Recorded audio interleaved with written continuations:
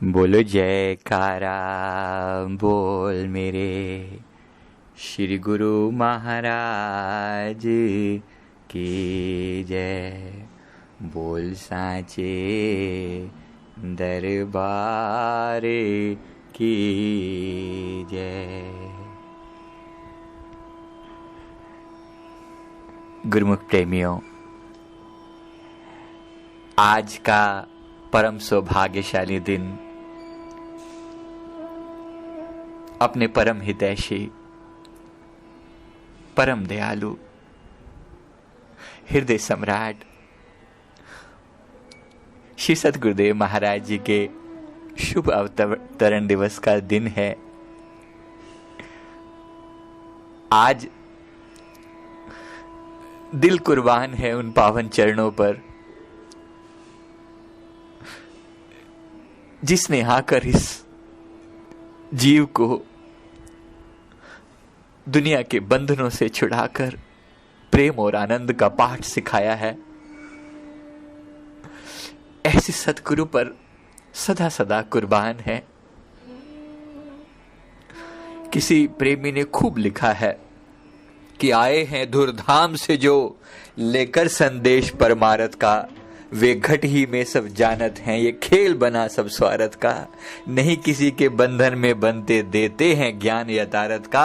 अवतार धरे उपकारक बन है, पाठ पढ़ा निस्वार्थ का। नहीं किसी के बंधन में देते हैं ज्ञान यथारथ का। अवतार धरे उपकारक बन, पाठ पढ़ा निस्वार्थ का। बढ़ते हैं अपने पथ पर ही और सदैव लक्ष्य पर ध्यान धरें, फिर उनकी उपमा को कोई किस जुबान से बयान करे। वो कैसा प्रीतम है, उसकी महिमा गाते हुए लिखते हैं कि उसकी महिमा का बयान किस मुख से किया जाए। एक और प्रेमी ने अपने हृदय के उद्गार मालिक के चरणों में रखे हैं। अर्ज करते हैं, महकी फिजा महकता चमन, गुल गुलशन गुलजार है तू। कहते हैं, हे मेरे प्यारे, हे मेरे प्रीतम सतगुरु, महकी फिजा महकता चमन, गुल गुलशन गुलजार है तू। वफा के गुल खिलते हैं जिसमें वो मोहब्बत की बहार है तू। दिलकश अदा मस्तानी चाल, खूबसूरती का पैगाम है तू। दिलकश अदा मस्तानी चाल, खूबसूरती का पैगाम है तू। मदमाते नैन मुस्काते लब, किसी शायर का कलाम है तू। मदमाते नैन मुस्काते लब, किसी शायर का कलाम है तू। कोई शायर भी क्या बयान कर सके उस प्यारे सतगुरु के। एक बार फिर उसकी सुंदर मुखड़े को अपने हृदय में बसाकर याद करते हैं और फिर अर्ज करते हैं, सुबह की लाली रात की ठंडक, नूरानी महताब है तू। सावन की बूंदें सागर की लहरें, रहमत का सैलाब है तू। सावन की बूंदें सागर की लहरें, रहमत का सैलाब है तू। हे मेरे सतगुरु, तेरे सजदे में जो झुक गया उसका निगहबान है तू। 5 नियम की कश्ती पे ले जाता उसको पार है तू। सेवक अर्ज करते हैं, मेरे प्यारे ने 5 नियमों का जो ये सुंदर जहाज बनाया है, तो अर्ज कर रहे हैं, 5 नियम की कश्ती पे ले जाता उसको पार है तू। दास निमाने का मान है तू, दिल जिगर मेरी जान है तू। युगों युग तक तू रहे सलामत, मेरा राम रहीम रहमान है तू। तू ही तू, तू ही तू, तू ही तू। युगों युग तक तू रहे सलामत, मेरा राम रहीम रहमान है तू। अपने प्यारे के चरणों में वंदना करते हुए अर्ज करते हैं, मेरे सतगुरु, हे मेरे प्यारे, तुझे मेरा कोटिन कोटि नमन है। हे मेरे परम हितैषी, धराधाम पर हमारे कल्याण के लिए आए हो। प्यारे, क्या शुक्राना करूं। 20 सितंबर का ये शुभ दिन 1926 में मेरे परम हितैषी दातार ने अवतार धारण किया इस धराधाम पर। आश्विन शुक्ल पक्ष की त्रयोदशी, जिसको कहते हैं ना त्रयोदशी, सोमवार का शुभ दिन था और संध्या का समय था। रायपुर कला, तहसील अजनाला, जिला अमृतसर की परम पावनी धरती पर मेरे प्यारे का अवतार हुआ। पूज्य पिताजी का नाम श्री अर्जुन दास जी और पूज्य माता जी का नाम श्रीमती ज्ञान देवी। किसी प्रेमी ने ये बताया, अब ये बात में कितनी सच्चाई है मालिक आप ही जानते हैं कि श्री प्रभु जी के अवतार से एक दिन पहले 19 सितंबर रविवार की शुभ रात्रि को माता ज्ञान देवी जी को भगवान ने साक्षात दिव्य दर्शन दिए और फरमाया कि पूज्य ज्ञान देवी जी आपकी परम पवित्र कोख से कल हर नर रूप में इस धराधाम पर साक्षात अवतार धारण करेंगे। बोलो जयकारा बोल मेरे श्री गुरु महाराज की जय। प्रभु जी ने आप अपने मुखारविंद से पहले से ही संदेशा दिया कि हम आपके कोख से कल नर रूप में इस धराधाम पर अवतार धारण करेंगे। तो फिर 20 सितंबर के शुभ दिन जो है श्री परमहंस अद्वैत मत के युग पुरुष, रूहानी शहंशाह, युग सम्राट, हाजिर हुजूर सतगुरु इस धराधाम पर अवतरित हुए। सारी सृष्टि में चहल पहल, बहारें छा गई, क्योंकि संपूर्ण सृष्टि के मालिक आ जाए हैं। सर्व मंगल मांगल्य माहौल ऐसा छा गया। शाम के समय भी पत्ता पत्ता, फूल फूल, डाली डाली महक उठे। संपूर्ण आनंद का वातावरण छा गया।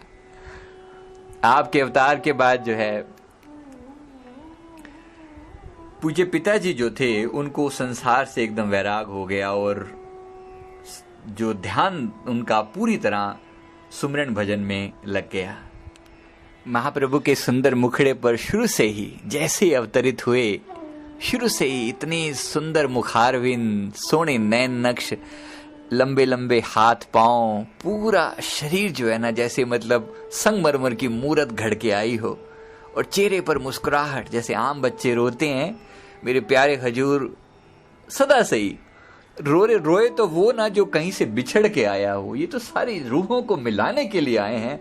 ऐसे शहंशाह को वो तो चेहरे की सुंदर मुस्कुराहट देख देख के माँ जो है बलाएं लेती है कि अपने प्यारे इस सुंदर, वो तो उनके लिए तो बच्चे हैं, तो अपने पुत्र को कि इतना मुख देख के बार बार चूमती हैं माता ज्ञान देवी।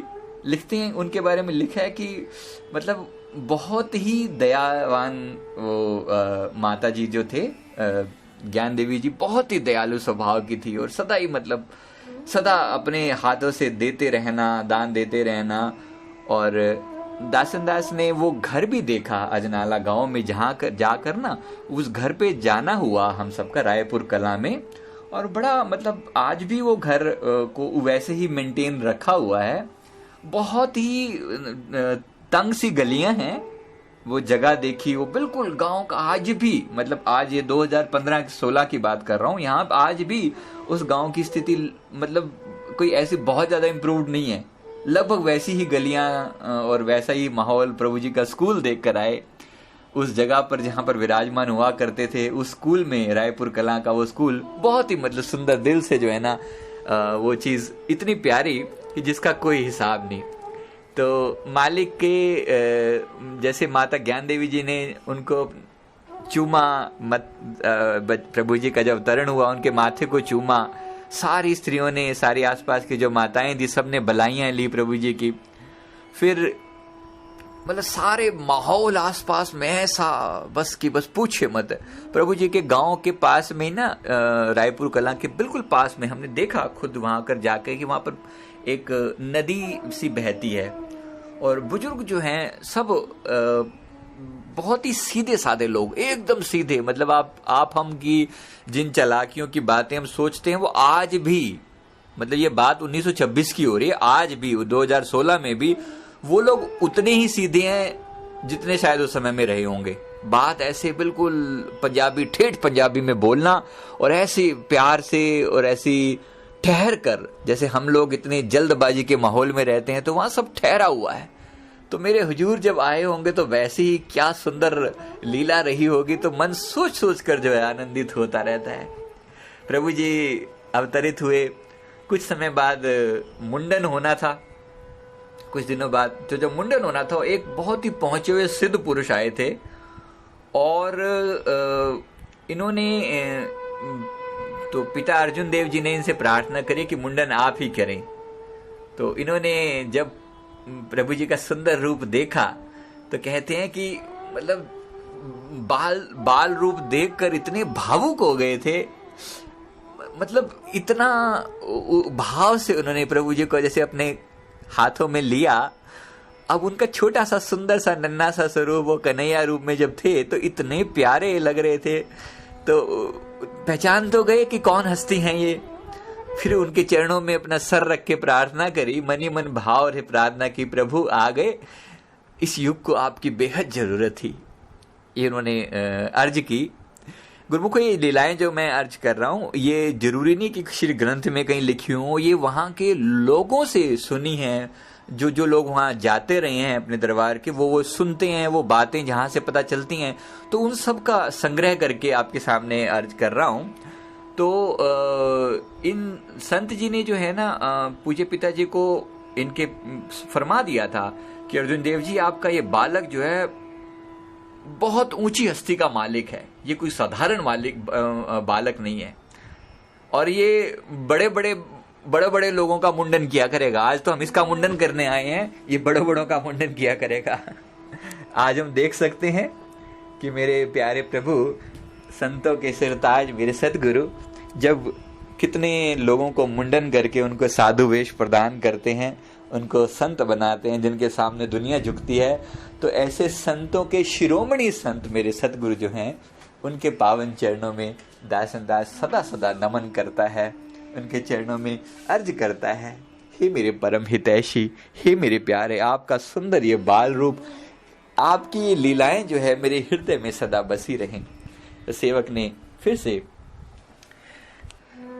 मुंडन के बारे में आप लोग शायद जानते हैं कि मुंडन का मतलब ये भी होता है कि अहंकार, ईगो का नाश करना, का दमन करना।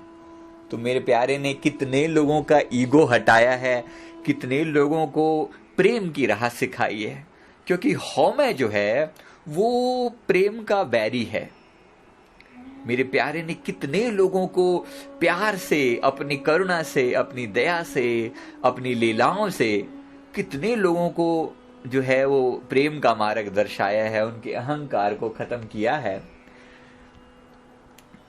तो जब एक प्रसिद्ध ज्योतिषी को बुलाया गया और प्यारे प्रभु जी ने का नामकरण करवाने के लिए प्रार्थना करी, तो उन्होंने प्रभु जी का शुभ नामकरण जो है इतना प्यार से देखा कि इनका सुंदर रूप जो है वो साधु की तरह दिखाई देता है। मतलब बचपन से ही सीधे साधे भोले भाले गोल मटोल वो मुखड़ा जो है उनको देखा तो फरमाया इनका नाम जो है साधु राम। बोलो जयकारा बोल मेरे श्री गुरु महाराज की जय। तो थोड़े समय के अंदर पिताजी ने जो है वो ये समझ लिया कि ऐसा ना हो कि भाई पंडित जी का कहना सच ही हो जाए और ये साधु ही बन जाएं। इन्होंने फिर अर्ज करी कि महाराज इनका नाम जो है कोई बदल दीजिए, कोई ये साधु रूप में ही ना हो। तो पंडित जी ने सीधा सीधा तो उनको पता ही था कि ये कौन हस्ती हैं, लेकिन फिर भी उन्होंने कहा कि ठीक है चलो लोक मर्यादा अगर आपको ऐसा ही अच्छा लगता है, तो उन्होंने उनका नाम जो है वो राम प्रकाश रखा। अब सोचिए राम प्रकाश नाम भी उतना ही सुंदर है, उतना ही प्यारा है जितना साधु राम। राम का प्रकाश, वो खुद राम हैं, खुद इस धराधाम पर कुल मालिक आए हैं, तो ऐसे मालिक की क्या महिमा गाई जाए, किस रूप में गाई जाए। तो फिर आज प्रभु जी के सुंदर दर्शनों के लिए बड़े बड़े संत, एक बार अवतार का पता चलता है ना, तो ये सोचो कि जितने भी ये महापुरुष हिमालयों में बैठे हैं, दूर तप तपस्या कर रहे हैं, इनको ये तो पता चल ही जाता है कि कोई महान हस्ती का संसार में आना हुआ है। तो ये लोग इनको ये भी पता है कि इनके एक घड़ी के दर्शन से हमारी हजारों साल की तपस्या का जो फल है ना, वो इनके एक घड़ी के दर्शन से भी इनका जो दर्शन है वो हमारे 1000 साल की तपस्या के फल से भी ज्यादा अनमोल है। इसलिए कितने ही ऐसे संत जो हैं वो रूप बदल बदल के इनके दर्शनों के लिए आया करते थे। लोगों को समझ में नहीं आता था भाई ये केड़ा अनोखा बाल जमे हैं, क्योंकि वो बातें किया करते थे ऐसे, ये केड़ा बाल जमे है, अर्जन देव दा छोर होए ते लोग दूर दूर तो संत आंदे पे ने। ये वहां की टिपिकल भाषा बता रहा हूँ जो वो लोग बातें करते थे। भी अर्जुन देव दा छोर होया थे, दूरों दूरों लोग की आंदे ने, देखण आ रहे ने, दर्शन करन आ रहे ने। पता नहीं केड़ा छोर है, कितना सोना, क्योंकि दिव्य रूप ऐसा आज आप देखे ना, जो ये रूप आज हमारे सामने दिखता है, कोई ऐसा थोड़ी है कि यहाँ आके भी पहली बार प्रकट हुए हैं। ये रूप तो सदा ही ऐसा था, इतना ही दिव्य, इतना ही प्यारा। आज भी अपने प्यारे की सुंदर निगाहों में आप दो घड़ी एक टक आंखें से आंखें जोड़कर देख नहीं सकते। ऐसा नूर नूरानी जब ये बाल रूप में आए होंगे तो कैसा अनुपम रूप रहा होगा, आप सोच सकते हैं। तो प्रभु जी बड़ा मुस्कुराते, सुंदर जिसको देख लेते वो बस आनंद से झूम उठता, वाह मेरे प्रभु, वाह मेरे प्रभु, वाह मेरे प्रभु। तो बड़ा प्यार, बड़ा सुंदर अपना रूप उनका देखना। तो मेरे प्यारे प्रभु को दिखने में उस समय बड़े पतले थे, शुरू में ना बड़े पतले थे, कद लंबा था और पेड़ों से फल तोड़ना बड़ा अच्छा लगता था। ये भगवान जी ने स्वयं भी फरमाया था। एक बार यहीं की श्री शंतनगर की बात है, तो वहां पर ना बेर एक भक्तानी जो है अपने दरबार की, लोग बैठे हुए थे तो बेर लेकर आई। तो उसने प्रभु जी के चरणों में विनती करी मेरे प्यारे को कि प्रभु जी आपके लिए बेर लेकर आई हूँ। तो मेरे प्यारे प्रभु ने मुख से बहुत मुस्कुराए, कहते बेर ता ना असी बचपन विच खाया करदे सीगे ते पेड़ां ते चढ़ के निकरां पाई हुंदी सीगियां ते पेड़ां ते चढ़ के आप तोड़ तोड़ के खांदे सीगे, हुण तां सानू बेर पचदे ही नहीं। तो लेकिन इस अदा से उन्होंने फरमाया, प्यारे की हर अदा सुंदर लगती है। उन्होंने जिस अदा से फरमाया तो ये बात याद आ गई कि उनको पेड़ पर चढ़ना बड़ा पसंद था। पतले थे, लंबे थे, दौड़कर अपना खट अपना ऊपर चढ़ जाते थे और निकर पाई होती थी, और ये खुद ही फरमा रहे हैं। तो आसपास में जितने भी बच्चे थे ना, वो बाल लीला रूप में उनके जो गोप सखा जिसको कहते हैं, बड़े सौभाग्यशाली वो लोग। आज उन्हीं से हमारा मिलना हुआ। मैंने जब अर्ज की दासन दास ने कि हम जब वहां गए तो मिलना हुआ, एक मित्र जो थे वो बचपन के साथी थे। तो बड़ा प्यार से, एज भी देखो कि लगभग 90 साल के आसपास उनकी भी एज होगी, तो इतने प्यार से याद कर करें और गुरु और प्रभु जी को याद भी करें, और आंखों में टप टप आंसू। कहते सानू की पता कि साडे कोल रब आया सीगा, सानू की पता। वो भगत जी, वो जो हमें वहां मिले बुजुर्ग, तो वो प्रभु जी के साथ खेले हुए थे। सानू की पता साडे कोल रब आया सीगा। हम अब देखते हैं कि रब तो हम कितने सौभाग्यशाली हैं कि हमें रब मिला है। तो पास में ना एक नदी पड़ती थी, जैसे मैंने अर्ज किया आपको, तो आप इस नदी को के किनारे पर बैठ जाते थे। स्कूल जहां था ना, जहां स्कूल जाना होता था, तो रास्ते में वो नदी आती, तो नदी के किनारे बैठकर अपने मित्रों को साथ बिठा लेना और बड़ा उनके साथ प्यार भरा वार्तालाप और कुछ काफी ज्ञान की बातें करनी। अब अंदर तो वही है सब, लेकिन ऊपर से अभी रूप जो है वो एक बाल रूप है। तो अब इसमें क्या होता था, रोज मतलब इसी तरह से अब होता क्या कि अब जब बातें कर रहे हैं, ज्ञान दे रहे हैं, तो स्कूल लेट हो जाते थे। अब स्कूल लेट हो जाते थे तो जो टीचर थे वो बाकी बच्चों को सजा देते, मुर्गा बना देते। लेकिन जब इनकी बारी आती, कहते पता है नहीं ये एडा सोहना लगता है, मैनू इनू देख के ना कुछ कहने तो दिल नहीं करता। टीचर का कहना था। उस स्कूल में भी, जैसे मैंने अर्ज किया दासन दास ने, वो स्कूल भी देखा और वहाँ के टीचर भी, एक बार हम वहाँ गाड़ी रोकी तो टीचर भी वहाँ बाहर आ गए। वो हमें नमस्कार करें, भाई हम गाड़ी पे आए हैं, बाहर से आए हैं, वो इस रूप में हमें नमस्कार, हम उनको नमस्कार करें, हाथ जोड़ के हम खड़े। प्रभु जी के स्कूल के आगे की मिट्टी भी हमने उठाई, अपने सिर पे लगाई कि धन्य है ये जगह जहाँ पर मेरे मालिक जो है इस अवतरित हुए। तो जो बता रहे थे, कहने इतना सोहना लगता है, इन्हें कुछ भी कहने दो ना दिल नहीं करता। इतना सुंदर नूरानी नूर, सुंदर मुखमंडल पर जो देखता तुरंत आकर्षित हो जाता। प्रभु जी ना स्कूल साइकिल पर जाया करते थे, और साइकिल भी मैंने वो होती थी कि अब सबके पास साइकिल भी नहीं होती थी। तो अपने भगवान जी का तो परिवार जो है वो ठीक ठाक था, और गांव में बड़ी मतलब अच्छी बनी हुई थी। तो अब बाकी बच्चों को भी साथ बिठा लेना, 4-4 बच्चे साइकिल पर लेके जा रहे हैं भगवान जी सबको। सेवा भाव तो सदा से ही था ना, सदा से सेवा भाव था। फिर क्या करते, एक बार ना सबके बस्ते इकट्ठे कर लेते, सबके बस्ते लेकर साइकिल पे लेकर और सबके बैग पहले छोड़ आते। मतलब बहुत सारे बच्चों के स्कूल बैग इकट्ठे करके ना बस्ते पहले छोड़ आते। इतनी दूर स्कूल जाना और आना, सोच के देखो, मतलब सेवा भाव की बात देखो। हमारी ख्याल में भी नहीं आ सकती ऐसी बातें आज के समय में, अगर हम सोचें ना तो सोच में भी नहीं आ सकती ऐसी बातें कि हम किसी की सेवा में पहले किसी को छोड़ आए और फिर अब खुद जाएं।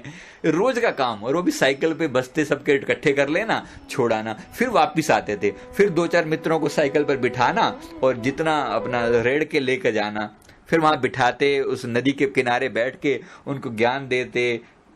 अब सारी चीजें, खेल कूद तो ज्यादा नहीं करते थे, लेकिन फिर भी मतलब जो है ना, जैसे आम बच्चे करते हैं तो गिल्ली डंडा खेलना, खो खो खेलना, पकड़म पकड़ाई जैसे हम लोग करते हैं ना, वो सारा कुछ मेरे मालिक ने वो सुंदर लीलाएं करी।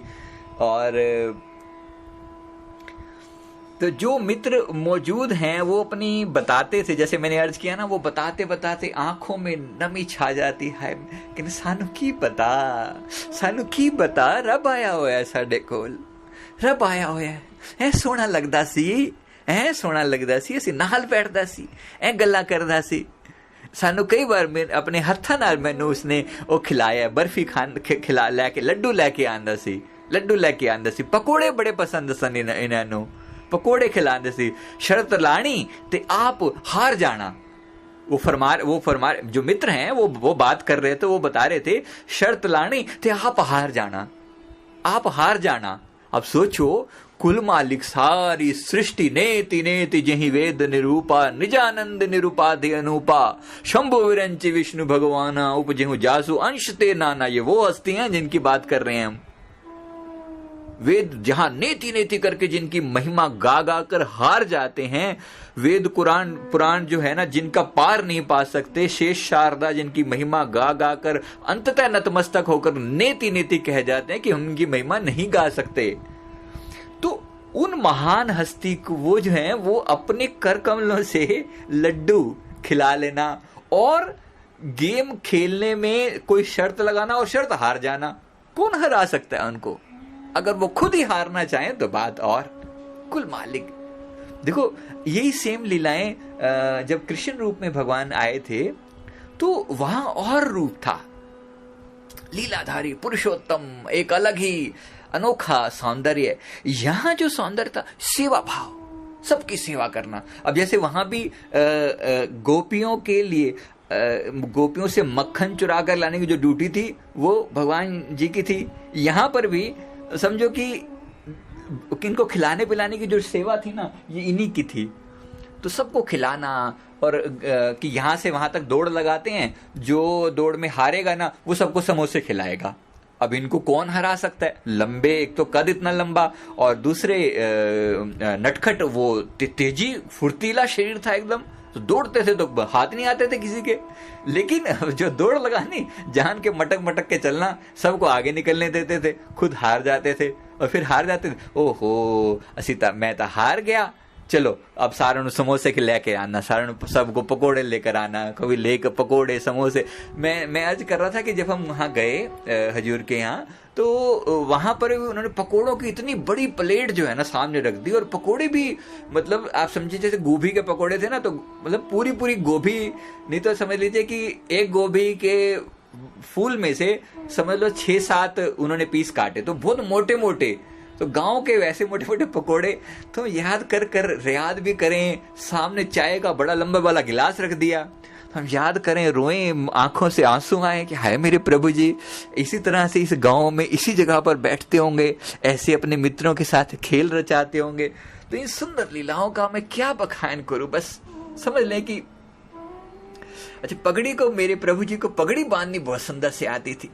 तो पगड़ी जो है ना अपनी तो बांध लेते थे, और मित्रजनों की पगड़ी और बांधते थे। कहते थे कि मैं पगड़ी तब बांधूंगा जब सब लोग आप गुरुद्वारे मत्था टेकने जाया करोगे। अपने मित्रों को फरमाया करते थे, पगड़ी तब बांधूंगा जब सब गुरुद्वारा मत्था टेकने जाओगे। और पगड़ी आपने सुना होगा, अभी कनाडा गए थे हुजूर, मेरे को लगभग साल भर पहले की बात है, 2015 में। तो वहाँ मैंने सुना ऐसा कि किसी ने आना था या प्रभु जी ने किसी के घर कृपा करनी थी। तो वहाँ अपने इनको फरमाया, नज़दीकी संत जनों को, महात्मा जनों को फरमाया कि सानू ना पगड़ी लेके आओ, पगड़ी पहननी है। तो बड़े हैरान महात्मा जन, में किस बात की ये क्या लीला है। अब उनके किसी के मन के भाव पूरे करने थे हुजूर ने। तो कहते वहां गए तो सामने वो प्रेमी ने जब देखा, हुजूर जब वो दर्शन करने के लिए कोई प्रेमी आया और उसने जब हुजूर के दर्शन किए तो सुंदर पगड़ी बांधी और एकदम प्यारा रूप, वही जैसे स्वयं जो है श्री गुरु नानक देव जी महाराज सुंदर स्वरूप धारण करके सामने खड़े हो। वो प्रेमी तो दंडोते करे, सोना रूप देख देख के रोए कि मालिक क्या रूप धारण किया है आपने, मैं क्या बयान करूं आपकी महिमा को। इतना सुंदर रूप, इतना प्यारा रूप, कोई हद नहीं। तो मैं अर्ज कर रहा था, वही पगड़ी जो है ना बांधते थे बचपन में, और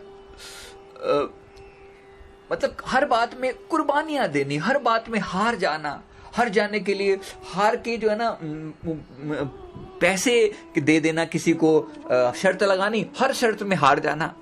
सारी सृष्टि जिसके लिए नेति नेति करके जिसके आगे हार जाती है, वो अपने बाल सखाओं से सिर्फ छोटी मोटी शर्तें हार रहे हैं। सोचो क्या लीला हो रही है।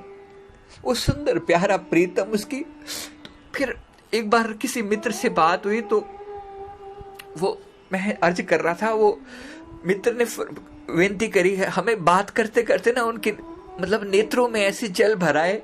कहा सानू पता है जानबूझ के हारदा हो सी, ये जानबूझ के हारदा सी। कहते क्योंकि तदों भी लोकां दियां झोलियां भरदा सी ते हुण भी लोकां दियां झोलियां भर रहा है। वो जयकारा बोल मेरे श्री गुरु महाराज की जय। उनके भी मित्र के भी, उनके भी नैन जो है वो सेजल हो गए। और अब क्या कही इस बात को कि मुख से बोल नहीं निकलता था उनके। कहते ता भी जो भी लोकां दियां झोलियां भरदा सी ते हुण तक लोकां दियां झोलियां भरदा पे। देखें प्रेमियों, अपने मालिक से क्या कहें उनकी सुंदर महिमा को, कैसे कष्ट सह सह कर हमारे लिए ना, हमारे लिए खुदा जमीन पे उतर आया है, हमारे लिए ये कैसा सुंदर आलम रचाया है हमारे लिए। कोई क्या महिमा गाए। है मेरे प्यारे प्रभु मालिके कुल सतगुरु, तुझ पे दिल कुर्बान, प्यारे तुझ पे दिल कुर्बान। दुनिया सारी खोट है, तू ही मेरी ओट है, तू ही मेरी जान, तुझ पे दिल कुर्बान, प्यारे मेरा रोम रोम तेरे सदके है, रोम रोम तेरे सदके है। माफी चाहता हूँ प्रेमियों, तो आधा घंटा पूरा हो गया और अभी तो लीलाएं जो है समय थोड़ा ही मिला हुआ था, तो लीलाएं तो कोई अंत नहीं है। तो लेकिन ये सारी लीलाएं जो है वो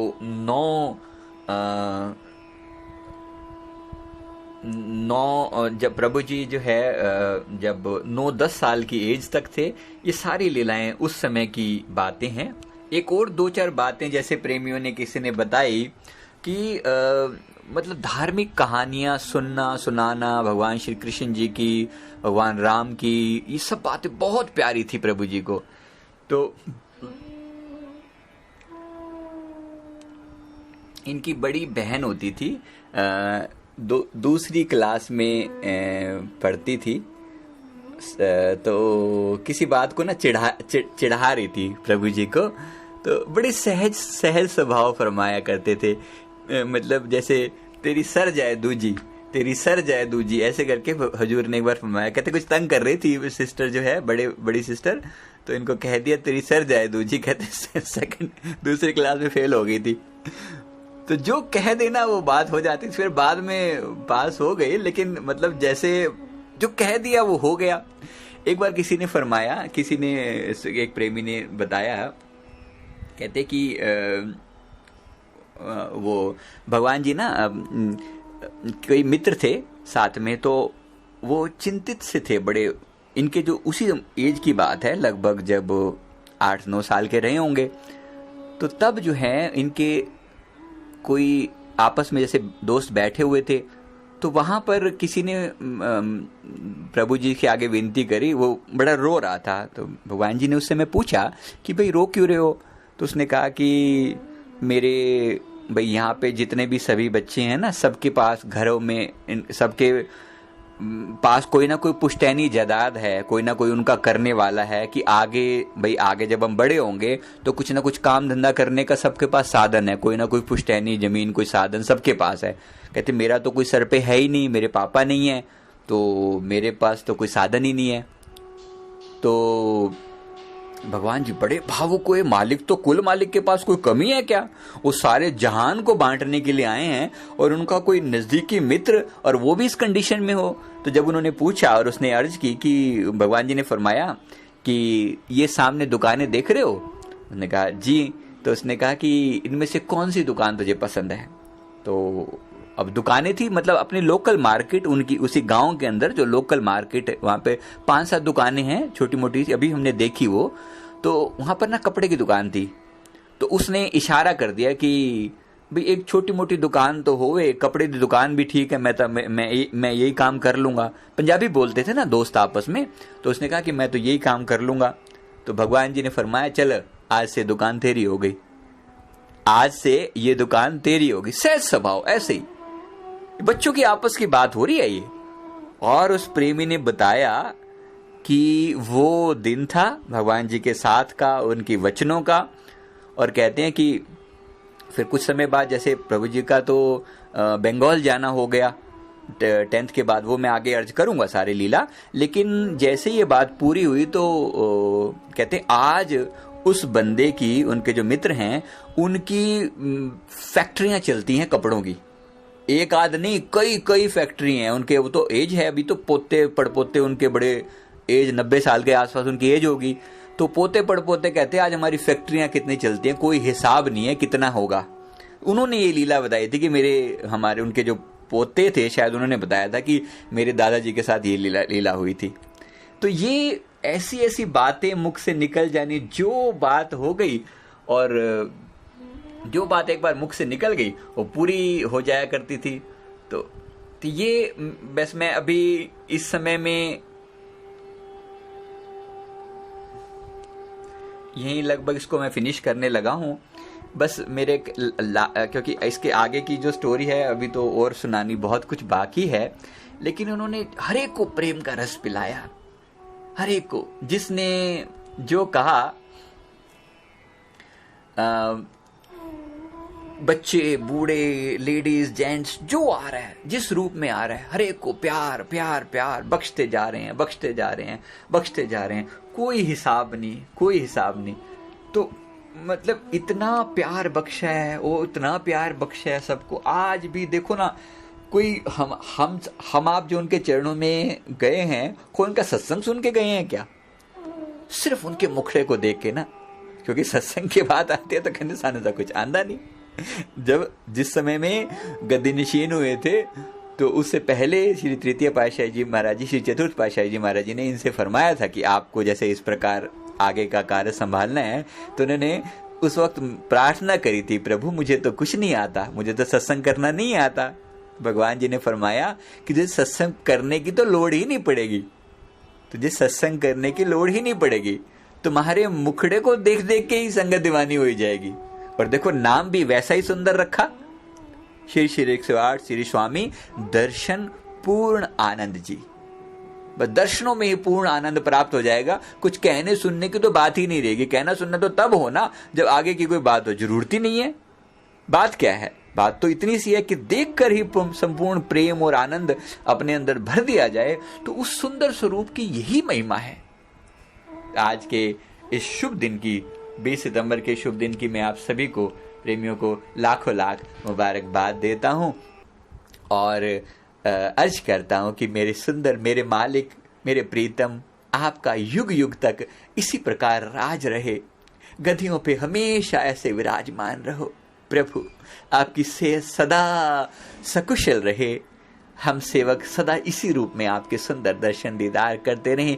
मेरी बार बार यही अर्ज है। आगे की इनकी जीवन की जो अगली लीलाएं हैं वो थोड़ी आगे एक सत्संग में अर्ज करूँगा। अभी के लिए इतना ही। बोलिए जयकारा बोल मेरे श्री गुरु महाराज की जय।